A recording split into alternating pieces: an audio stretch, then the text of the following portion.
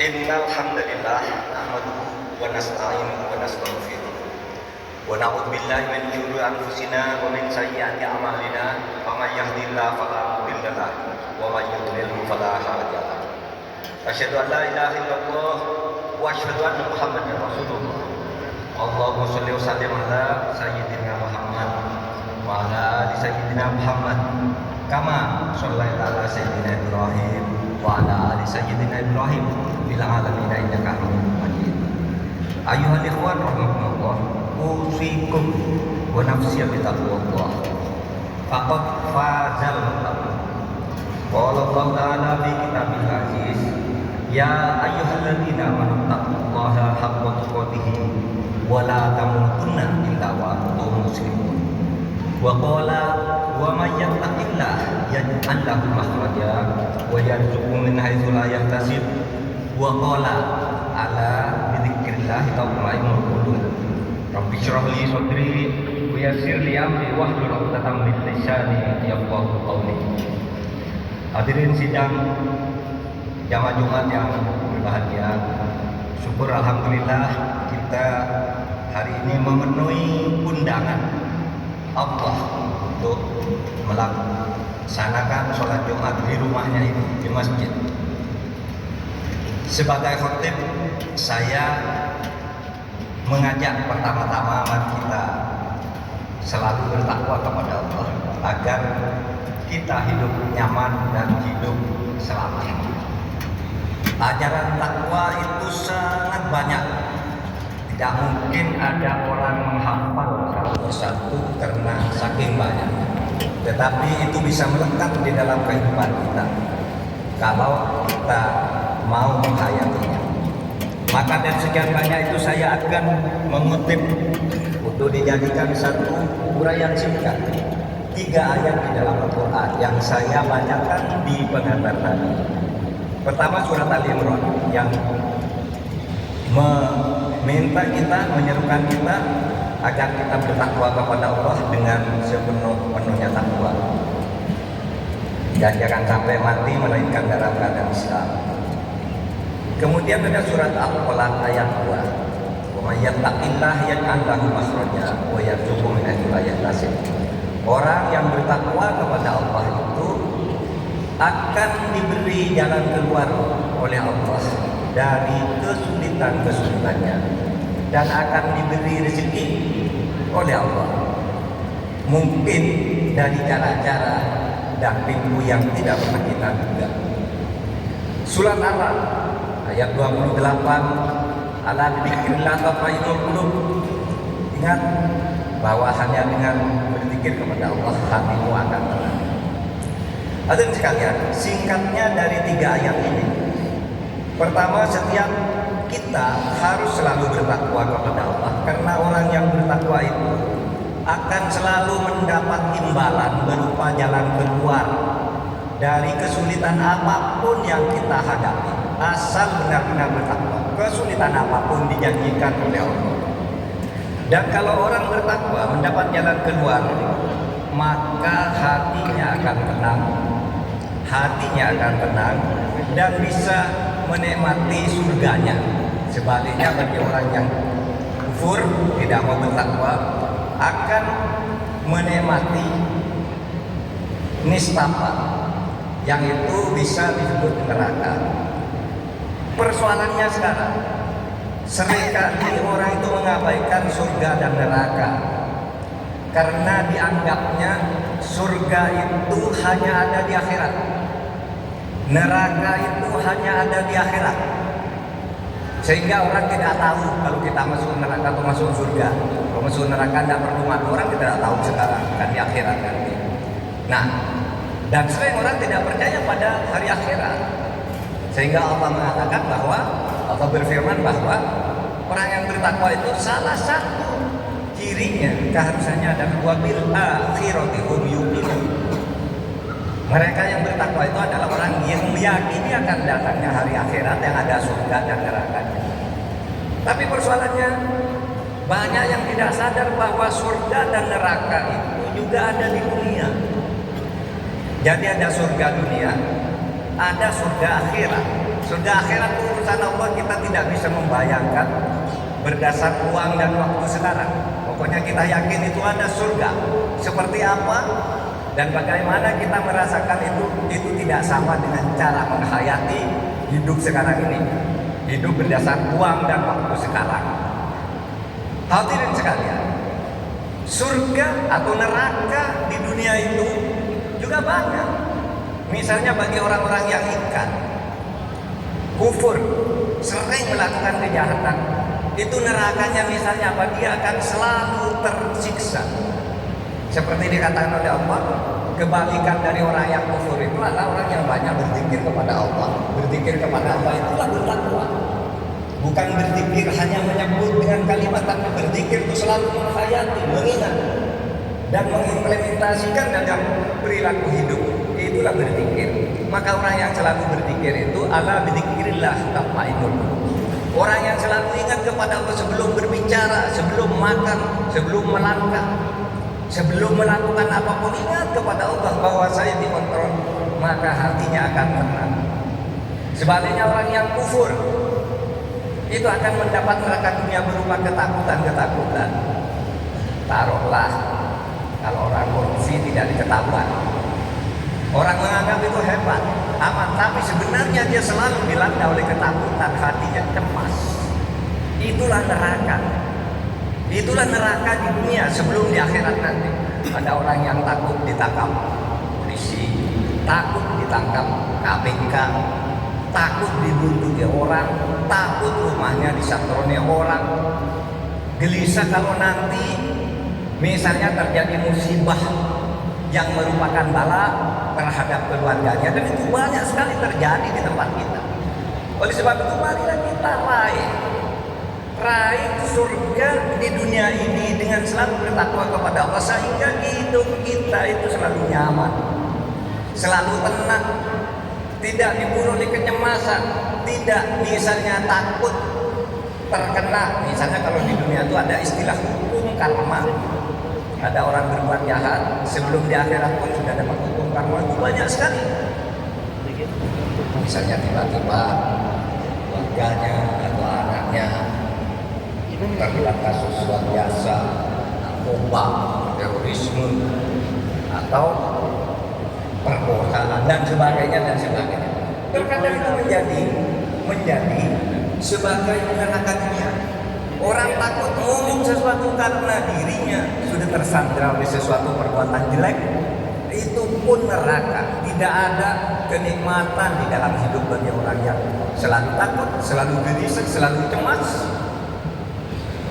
Sehingga Allah berfirman tadi, bertakwa agar kamu punya jalan keluar terhadap hidupmu.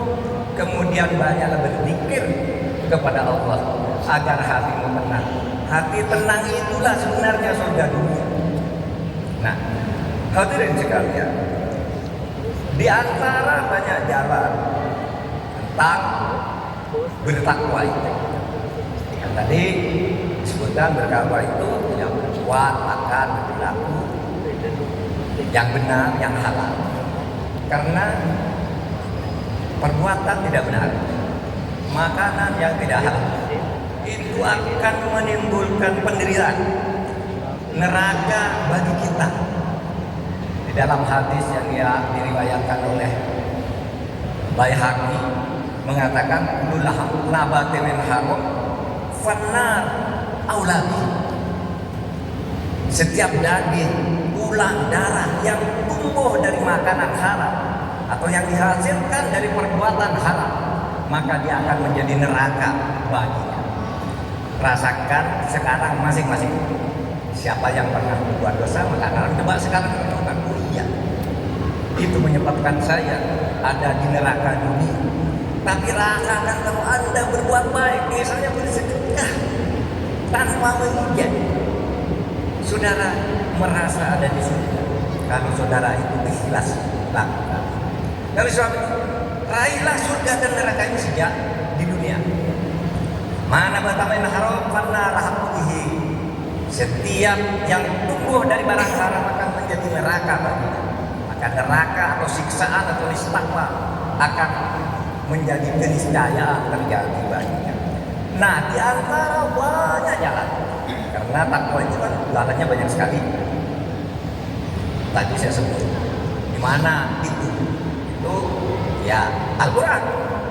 Dzalikal kitabu la raiba fihi hudan lil muttaqin. Al-Quran ini adalah petunjuk, uraian petunjuk bagi orang yang bertakwa.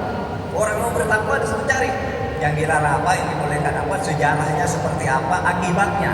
Karena di dalam Al-Quran kan ada fanduru kaifa kana akibah. Lihatlah bagi orang-orang, akibat bagi orang-orang yang berbuat baik seperti apa, pasti ada akibat. Yang berbuat jelek seperti apa, pasti ada akibat. Setiap sesuatu, setiap tingkah laku, pasti ada akibat. Maka saudara hati-hatilah. Di antara banyak jalan yang banyak di dalam Al-Quran, seluruh Al-Quran, sunnah Rasul, kemudian ditafsirkan lagi oleh para ulama, itu semua jalan takwa, baik melarang kejelekan maupun menyuruh kebaikan. Nah, di antara banyak jalan itu ada satu perintah. Jangan sekali-kali kita ini melakukan korupsi. Sering orang salah sangka juga bahwa korupsi itu hanya bisa dilakukan oleh pejabat. Korupsi itu juga bisa dilakukan oleh masyarakat, bisa dilakukan oleh kita semua di sini yang tidak sedang menjadi pejabat.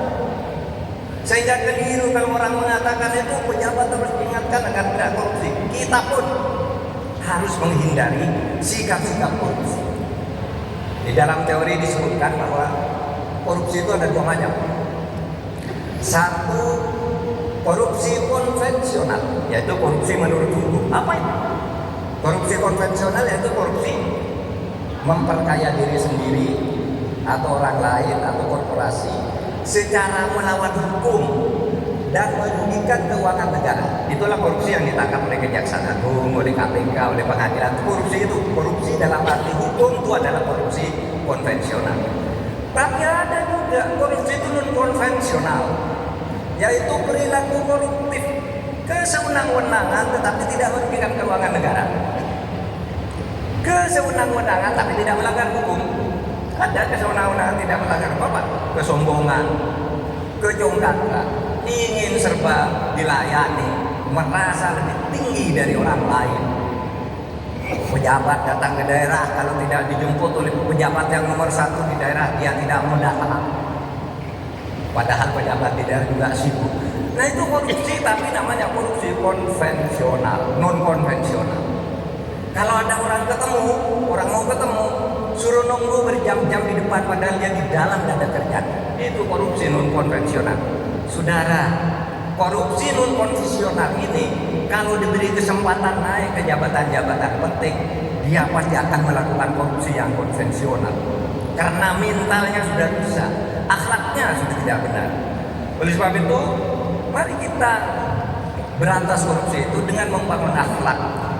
Kesadaran tadi untuk bertakwa agar saya tidak masuk neraka di dunia maupun di akhirat nanti, agar hati saya tenang, maka hidup kita ini baik yang di jabatan pemerintah. Jangan melakukan korupsi konvensional yang kita yang tidak menjabat atau sedang tidak dalam tugas, itu juga jangan melakukan korupsi yang non konvensional, yaitu kesombongan, kecongkakan, dan suka merendah-rendahkan orang lain. Itu bibit dari korupsi konvensional. Orang yang seperti itu kalau masuk ke tingkat pengambil keputusan akan dengan mudah berani melakukan korupsi konvensional.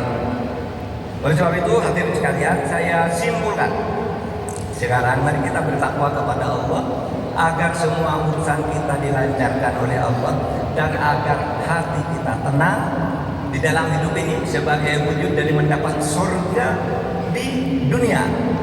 Dan untuk itu kita tidak akan melakukan atau mengatakan atau mengkonsumsi hal-hal yang haram yang dilarang oleh Allah, antara lain berbentuk korupsi konvensional maupun korupsi non konvensional.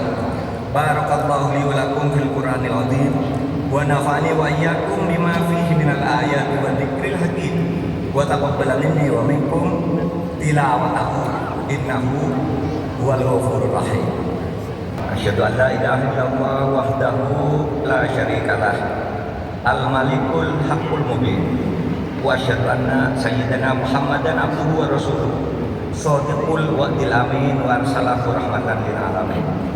Allahumma sholli wa sallim ala sayyidina Muhammad wa ala alihi wa sahbihi ajmain. Kama shollaita ala sayyidina Ibrahim wa ala ali sayyidina Ibrahim fil alamin innaka Hamidum Majid. Ittaqullaha haqqa tuqatih faqad fazal muttaqun. Wa atiluhu aqrabu littaqwa.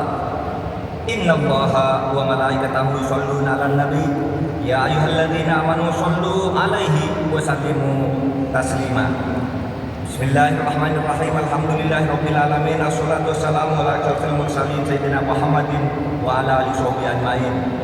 Allahumma ighfir lil muslimin wal muslimat wal mu'minin wal mu'minat al ahya'i minhum wal amwat innaka sami'un qaribun mujibud da'wat ya qadiyal hajat. Allahumma inna nas'aluka ridhaka wal jannah amin wa na'udzubika min sakhatika wan nar amin wa nas'aluka filal khairat tarkal munkarat wahdina li sholihil a'mal wal akhlaq amin innahu la yahdi li sholihiha wa la yusrif an sayyidah illa anta. Allahumma ighfir lana dzunubana wa kaffir anna sayyi'atina wa tawaffana ma'al abrar. Allahumma rabbi adkhilna mudkhala sidqin wa akhrijna mukhraja sidqin waj'alna min ladunka sultanan nasira. Allahumma arinal haqqa haqqan warzuqna ittiba'ah wa arinal batila batilan warzuqna ijtinabah. Rabbana atina fid dunya hasanah wa fil akhirati hasanah wa qina adzabannar. Walhamdulillahirabbil alamin. Ibadallah, innallaha ya'muru bil adli wal ihsan wa ita'i dzil qurba wa yanha 'anil fahsya'i wal munkari wal baghi ya'idukum la'allakum tadhakkarun. Fadhkurullaha alladzi yadhkurukum washkuru 'ala ni'amihi yazidkum wa la dzikrullahi akbar.